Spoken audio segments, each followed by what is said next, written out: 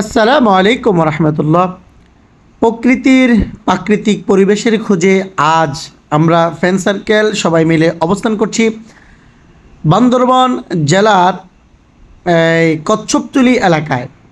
আমরা পাহাড়ি অঞ্চলে জিরিপথ ধরে ধরে একে একে পাহাড়ের সৌন্দর্যতা, প্রকৃতির পরিবেশ, আল্লাহ রাব্বুল আলমিনের অপরূপ নিয়ামত সৃষ্টি পাহাড়, যাকে আরবিতে বলা হয় জাবাল। যে জাবাল সম্পর্কে রব্বুল আলমিন বলেন, কিয়ামতের যখন সংগঠিত হবে এই পাহাড়গুলো সেই দিন তুলার মতো উড়বে।